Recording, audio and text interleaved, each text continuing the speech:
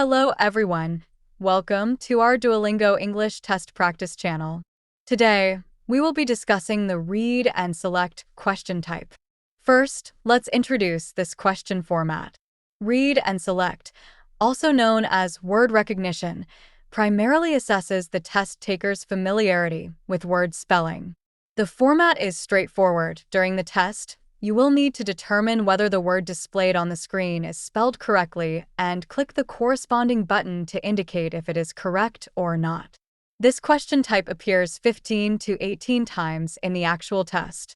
Each time, a word will be shown in the center of the screen, and you will have only 5 seconds to make a judgment. Therefore, a good command of word spelling and quick reaction and judgment skills are essential. When answering these questions, carefully read the spelling of each word, as incorrect words often have spellings similar to correct ones, making it easy to select the wrong option if you're not attentive. Additionally, learning word formation rules, understanding common roots, prefixes, and suffixes, and their meanings can help you make better judgments when necessary. Of course, mastering some spelling rules can also be helpful. For example, in an unstressed closed syllable, when the letters I and E are together, I usually comes before E, unless they are preceded by the letter C, such as in words like believe, field, and niece. Ultimately, to fundamentally improve your accuracy in this question type, you need to memorize more words and expand your vocabulary. Moreover, practicing with the questions in the question bank can help you quickly adapt to the pace of this type of question, understand common incorrect word settings, and improve your accuracy. Next, let's discuss some knowledge of word formation and familiarize ourselves with the concepts of roots and affixes. What is a word root? A word root is the core part of a word and usually carries the basic meaning of the word. Most roots originate from ancient Greek and Latin. For example, struct in construction, instruct, and destruction means to build or structure, while port in transport and portable means to carry or transport. Then there are affixes, which are letters or combinations of letters added before or after the root to modify the meaning of the root or create a new word. Depending on their position in the word, affixes can be further divided into prefixes and suffixes. Prefixes are affixes added before the root. For example, undash in undo or unhappy indicates negation. Suffixes are affixes added after the root. For example, able in readable or likable means able to be or having the quality of. Now, let's look at the differences between roots and affixes. First, in terms of meaning and function, roots usually provide the main meaning of the word, while affixes modify or change that meaning. For example, in the word inspect, in dash is a prefix. In inspect, in dash means into, implying the meaning of looking deeply or examining. The rest of the word, spect, comes from a Latin root meaning to look or to observe. Therefore, inspect as a whole can be understood as to go in and observe or examine. Additionally, in terms of independence, most roots can exist independently as complete words, while affixes cannot exist independently and must be attached to roots to have meaning. Let's illustrate with an example. The suffix ness cannot be used alone. It is used to convert adjectives into nouns. For example, in the word happiness, ness is attached to happy, converting the adjective into a noun. Finally, let's look at the position of roots and affixes in words. The root is the central part of the word, while affixes are placed before or after the root. For example, in the word disagreement, the two affixes dis dash and ment are located at the beginning and end of the word, respectively, as the prefix and suffix. Just like in the image below, the red parts can be understood as the prefixes and suffixes of the word, while the blue part in the middle can be understood as the root of the word. Next, let's look at some common error patterns. First, there are similar words, where common errors include letter substitution, letter addition, and letter omission in correct words. Therefore, before making a selection, we need to carefully read and spell the selected word to see if it is completely correct and whether there are any added, omitted, or substituted letters. Let's look at the following examples. You can pause this video and determine if it is a correct word. Do you think snush is a word? In fact, the correct word is slush, so the letter and here has been replaced with L, resulting in a letter substitution error, making it an incorrect word. Let's look at the next one. Is courage a word? The correct word should be carriage. Here, there is also a letter substitution error, where the second letter of the correct word has been replaced with an incorrect one, so this word is also incorrect. Look at this word, bunny. Is it correct? The correct word here should be bunny. There is a letter omission error, missing the letter N, so it is also an incorrect word. Let's look at the word man. The correct word here should be man, but the word has an extra letter, Y, so it is incorrect. Let's look at cases of letter addition. For example, the word DET below. You can see that the correct word is actually guide. This word has an extra letter, T, added at the end, resulting in an error. Another example is the word intendal below. Here, the letters L and E have been added after intend, so it is also incorrect. Let's now look at cases of word form errors. Before making a selection, we need to carefully consider whether the combination of roots and affixes is correct, whether there are incorrect combinations, and whether there are combinations of multiple correct words. Additionally, before making a selection, we need to carefully consider whether the word form changes follow the rules. Let's look at the following examples. For the word informal, do you think it is correct? In fact, the correct word should be informal. Here, the prefix of the word is incorrect. Let's look at the word warning. It seems to be correct, but please note that we do not need to double the letter N, so the correct word form should be warning, with only one letter, and not two. Let's look at the word south out. I believe you have already guessed that although south and out are two correct words, if they are combined together, it becomes an incorrect word. Similarly, there is pop again. This word is formed by combining the two words pop and again, so it is also incorrect. Let's look at the word grapman. It is formed by combining the words grape and man, and the letter E in grape has also been dropped, so this is an incorrect word. Then, let's look at some tips provided by the Duolingo English Test official guide. Here, a few points are emphasized. First, the number of correct words in this part of the test is actually not fixed, so it is possible to have more or fewer correct words when answering questions. Don't be too concerned about it. Second, when answering questions, be sure to carefully read the questions. Some words may look correct, but there are often cases of added, omitted, or substituted letters, so carefully distinguish them to avoid selecting the wrong option. Third, when answering questions, even if there are words you are unsure about, be sure to make a selection before the question time runs out. This way, you have at least a 50% chance of getting the question right. If you don't select an answer, the question will be directly marked as incorrect. Finally, let's look at some test-taking and preparation suggestions provided by the DET practice exam research team. We should only select words that we are 100% certain are correct. When answering questions, we can use observation and reading aloud to help us make judgments. If a word sounds awkward or unreadable when read aloud, such as the example "goedet" we mentioned earlier, then it is likely an incorrect word. Additionally, longer words are actually easier to spot issues with, such as combinations of two or more words, incorrect roots or affixes, etc. Also, each word must have at least one vowel to form a syllable. We need to pay attention to these when answering questions.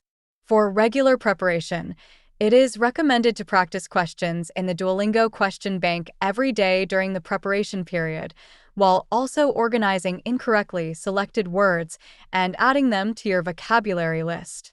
Use your fragmented time each day to repeatedly memorize and review, focusing on the spelling of words when memorizing. Vocabulary is accumulated slowly. I believe that through a period of practice and accumulation, your vocabulary will gradually expand and you will achieve good results in the read and select questions. That's all for this lesson. Next, let's focus on practicing read and select questions. Today we are going to practice 100 read and select questions. You may pause this video at any time to read the questions and answers. It's all about the vocabulary. Please note that the answers chosen here are random. If you'd like to see the correct answers, please look for the feedback displayed at the bottom of each question. That's the correct answer.